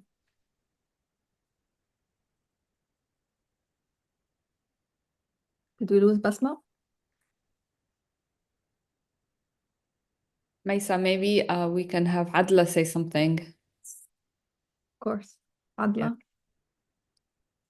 Hi, everyone. So I'm Adla Sukkar from the US, part of DAG, Syrian American, married to a wonderful Palestinian from Gaza. And I was so happy to be a part of the group that went to Geneva. It was honestly such an honor to meet all of you.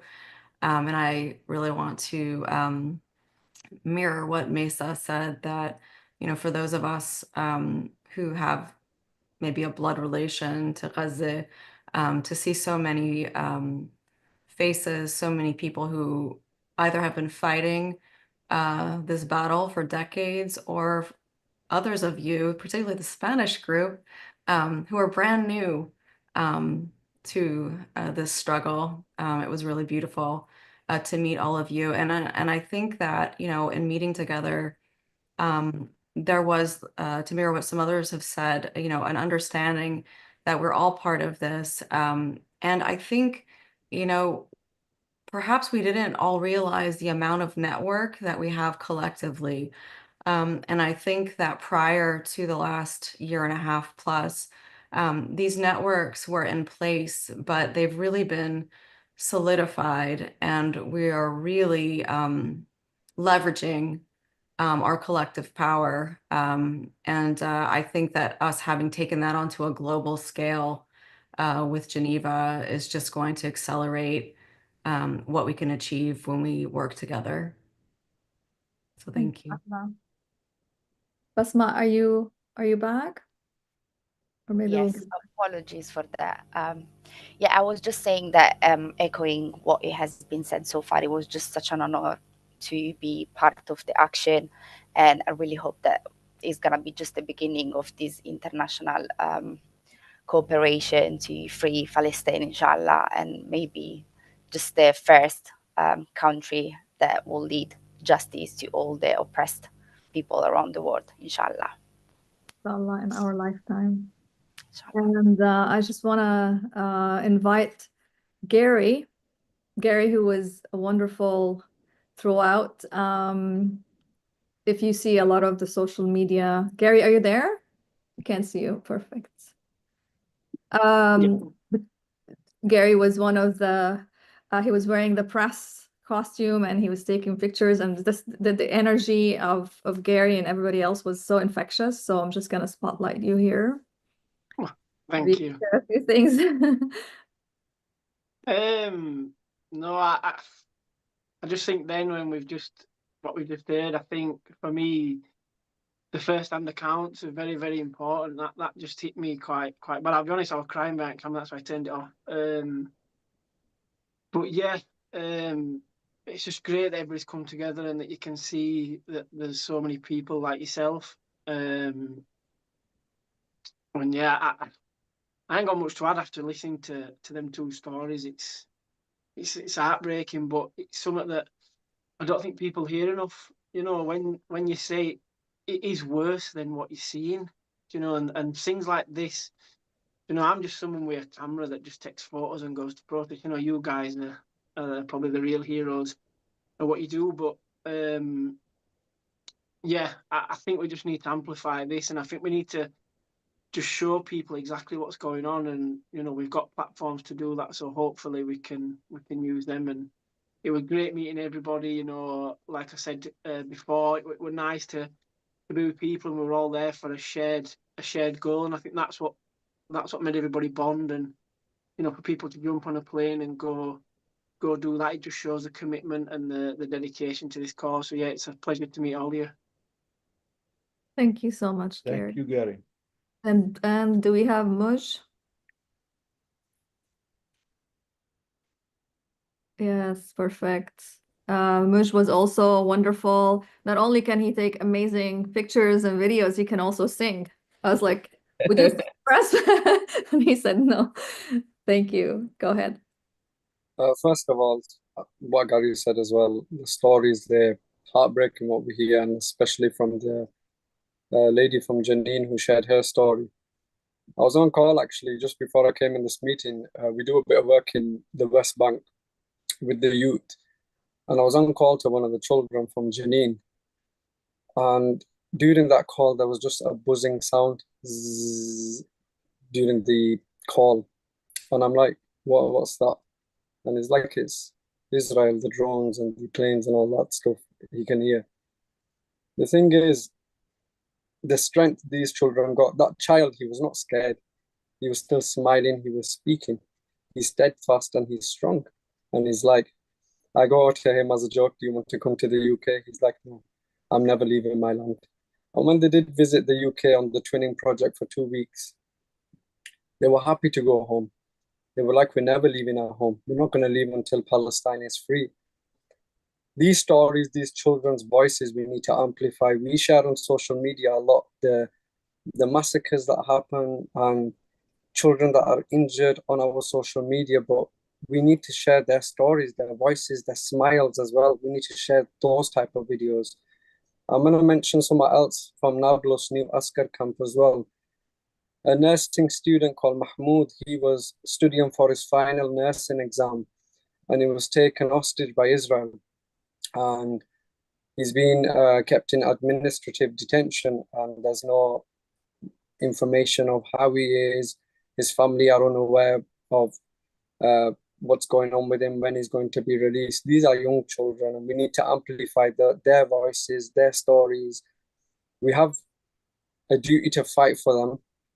And equally, like we fought for Gaza, we need to put that strength into the West Bank, because they are also suffering. And I think this Geneva action that happened came at the best time in my life, because I was actually feeling very hopeless before, and then Tabby messaged me saying, do you want to come to Geneva to the White Tent protest? And I was like, this is actually something I'd like to do and I'd like to take part in. So thank you to Tabby as well.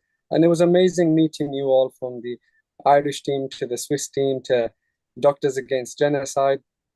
At start, I was a bit shy, and I wish I wasn't shy, because there was a lot of conversations we could have had whilst we were there. But it was lovely what we spoke about.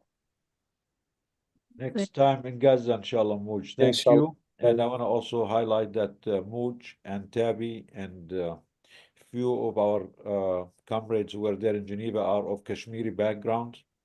And we know that our brothers and sisters in Kashmir have been under brutal occupation and oppression for decades and decades, almost as long as the Palestinian question. This also highlights that none of us is free until we are all free.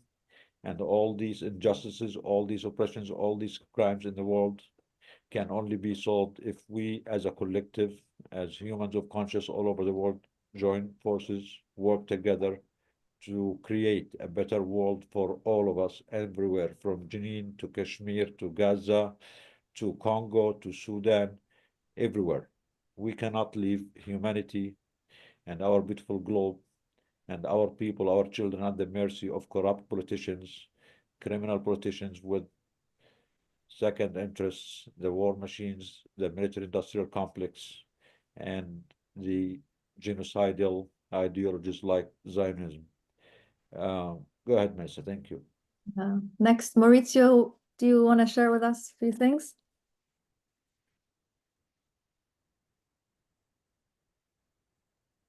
Can you hear me? Can you hear me? Okay.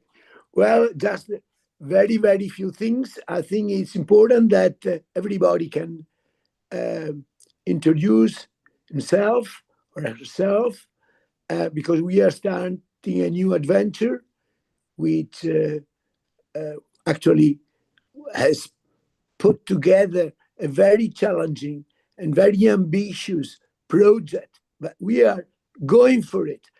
We should, on the other hand, be very practical.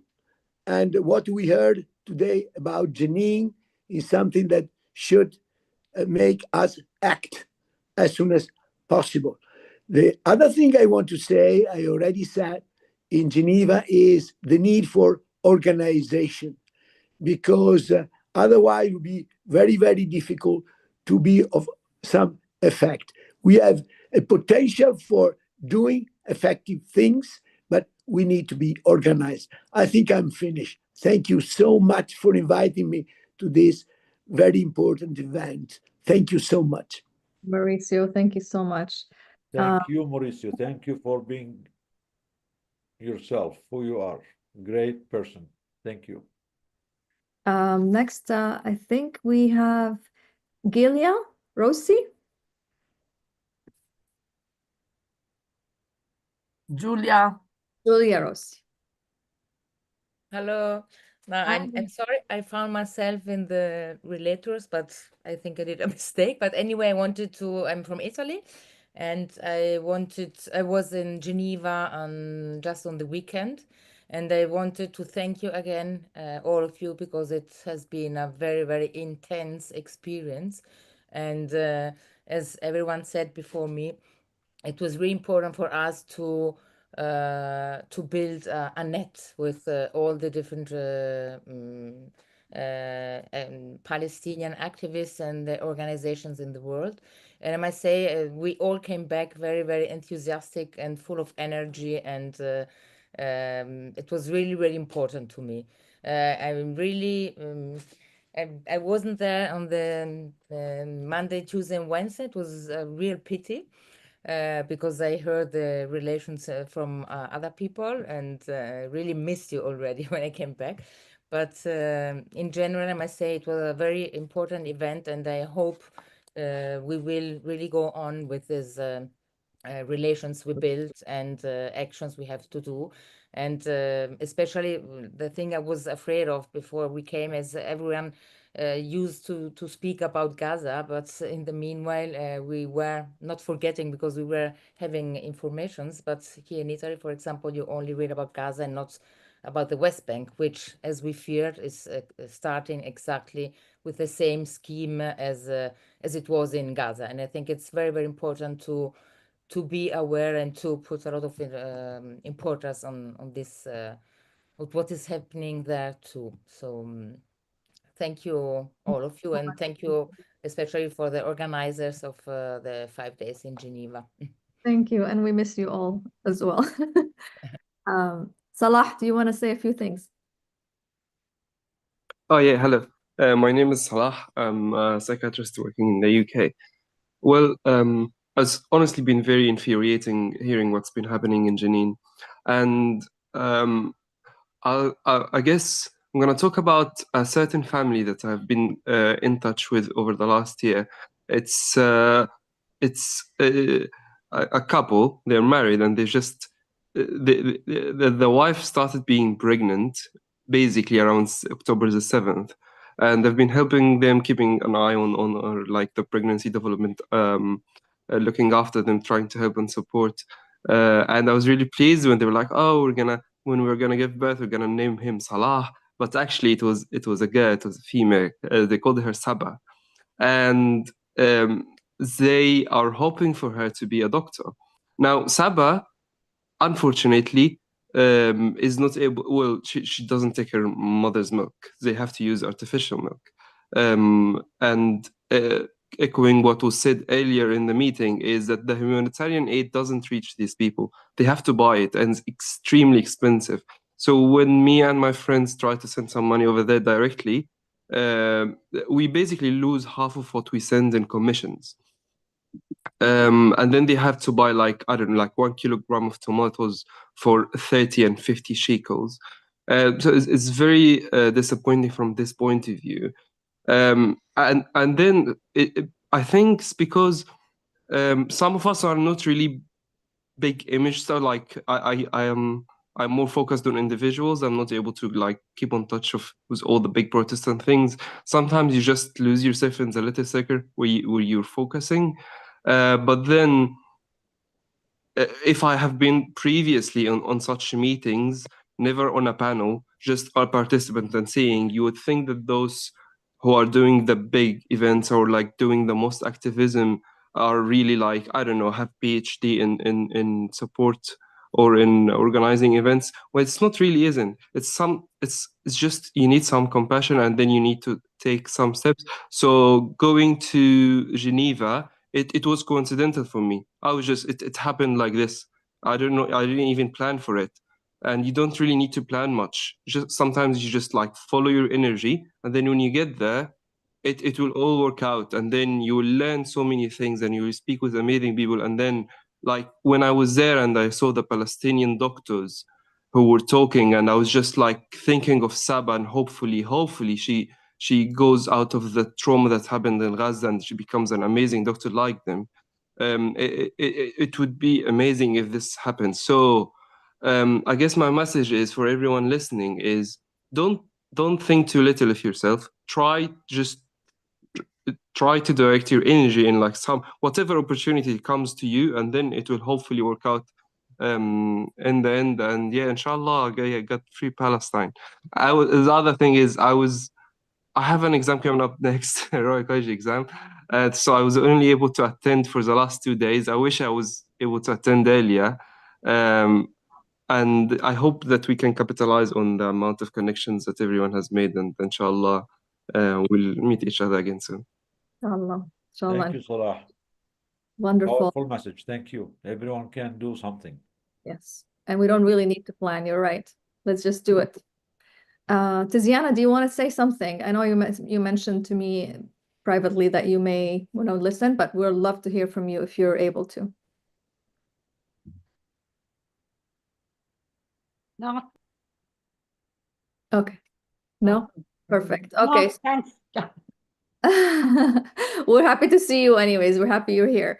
Next, I'd like to welcome Dima Asfour. Dima is from the Palestinian mission in Geneva. We were lucky enough to meet her and have a long conversation with her when we were in Geneva, and would love to hear from her. If you can share a few words, Dima.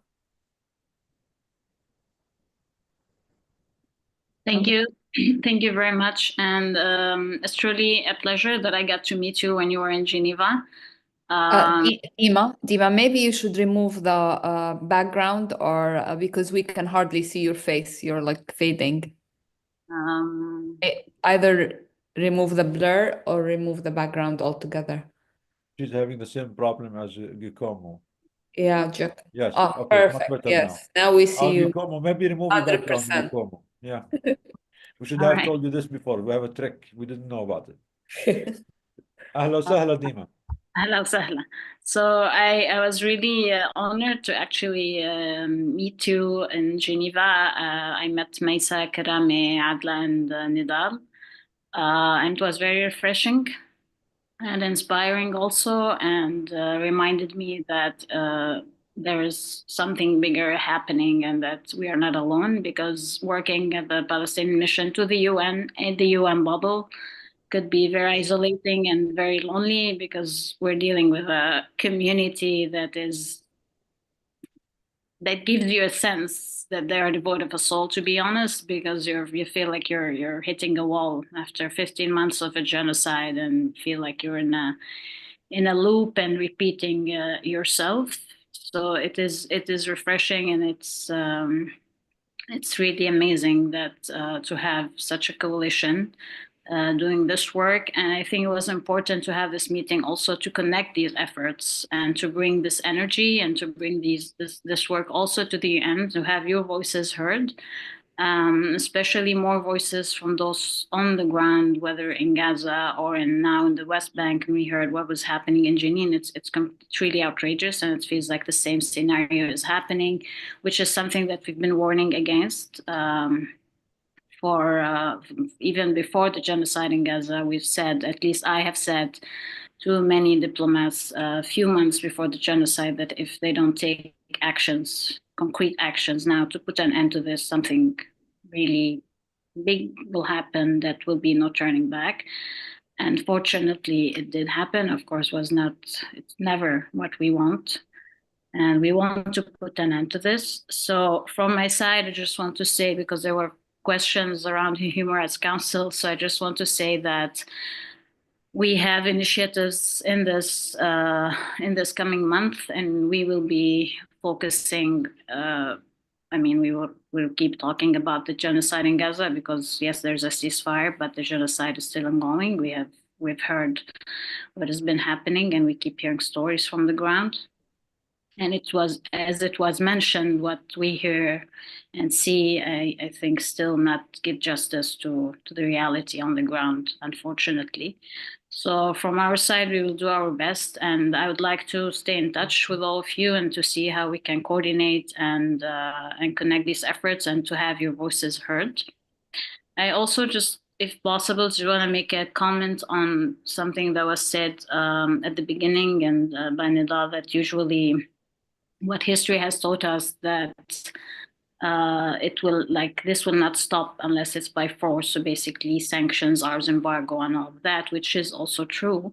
But I think we also need to reflect on this, because it is true that no war, genocide, apartheid has ever ended or stopped because there was a moral awakening. It ended because interests of parties and interests of the political elite did not serve them to be on that side anymore. And I think this is something for the future we need to reflect on, because I think it also shows that these cycles keep happening, because there's never space for healing or reflecting on what's happening and how we do things differently. So we always use the same tools that we have at our disposal. I mean, rightly so, because we don't know what else to do. These are the tools that we have. But I think there should be a space at some point to look at alternatives and how to make sure that these patterns and these vicious cycles of violence and horrors do not keep repeating for the sake of future generations, for the sake for this planet to be able to survive on it. If not us, at least for those who are for the future generations that are coming. And thank you so much again. Thank you, Dima. Thank you so much. Thank you so much, Dima. I Dima, it still was really our pleasure I to want to meet send my salam to your dad, to your father. I'm still a fan. Please, I'm not changing my mind. And thank you for what, the insight that you brought. And I think, as you said, the United Nations alone will not do it unless we as people, as the community, continue the pressure and make the politicians of the world, the institutions of the world realize that it's not in their interest to continue the status quo, to continue playing the same game, the empty words, the empty rhetoric, the empty promises. It is now or never. It is time to take real action, impactful action, crippling sanctions, arms embargo, deployment of forces to protect the people. Their game is not flying anymore, and there is blood of the children on their hands, all of them, all these institutions, all these politicians. Every child, every life, every mother, every grandmother who lost their life in Gaza, in Jenin, in Palestine, in Nakba, in 67, in the Intifadas, the responsibility goes on those politicians, on the complicit Western empire that continues to be as racist as it was during the colonial times, continue to have the double standards, to continue to have complete disregard of brown and black people's lives. And I think it is upon us, the people of the world, people of good conscience, whoever we are, wherever we are, to add as much pressure as we can to change the game once and for good. I think our global community is at risk by being, run by the same people who continue to be the cause for all these conflicts, all these wars, or all these genocides, ethnic cleansing all over, just to benefit their, war machine and military industrial complex and their imperialist interests in the region and everywhere else in the world. So thank you, Dima. Inshallah, we'll stay in touch. And please, if there is anything else we can help, more reach out. We're going to stay in touch also regarding the Human Rights Council meeting. And I think, are we done with all the speakers, guys? We're done. I think Tabby's back. And time for Tabby. So again, they're not going to intimidate us. They're not going to break us. We're going to continue to be stronger and stronger than ever. That's why we're going to end with a strong note, with a positive note, to tell all those criminal politicians who have children's blood on their hands that we, the people of the world, are here and we're not going anywhere, and we're going to continue to be stronger and stronger. And the more crimes they commit, the more our determination and our steadfastness and our intent to make a real change is becoming more and more collective all over the world. All their crimes, all their hypocrisy has been exposed, and they have only one option: either to do what is right or to get out of the way for the good people of the world to do the desired change. Tabby. Yalla. Have you Oh, back. you just gave me the whole script. Okay, everyone needs to unmute their mics. I'm going to say something and you're just going to repeat after me. We won't be intimidated. We won't be intimidated. Won't stop till we're liberated. Won't stop till we're liberated. Security Council, you're a liar. Security Council, you're a liar. We the people have the power. We the people have the power. From Jabalia to Jenin. From Jabalia to Jenin. We resist for Palestine. We resist for Palestine. It's our duty to resist.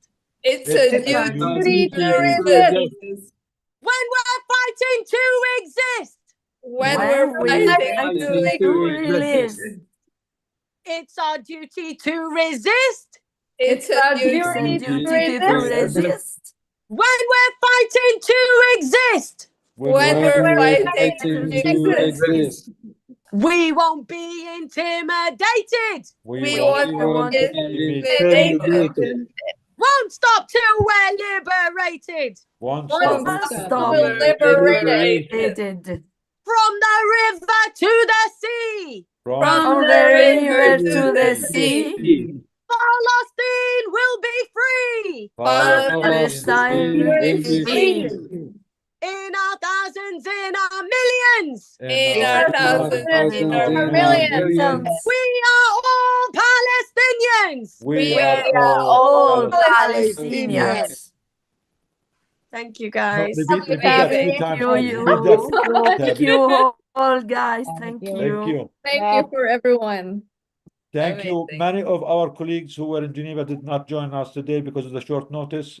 Many countries, many teams from France, from other countries, and Lebanon and other areas did not join. Inshallah, we will invite them in the coming weeks. Thank you, everyone, for those who made it today. Thank you for all who been on our call today. And please keep the fight up. Those children, those victims of genocide in Palestine and everywhere else in the world have only us to be their voice, to speak up for them, and to do everything we can to protect them. Please keep going strong. And we see you everyone next week, same time, 12 EST. And hopefully we will have more tangible steps on how to build on our Geneva action, which has been a very powerful statement from so many healthcare workers all over the world. And it is on us to build it and make it stronger and keep going. Thank you for you being here and thank you for your bravery, everyone. Thank you. Thank you. Thank you, everyone. Thank you.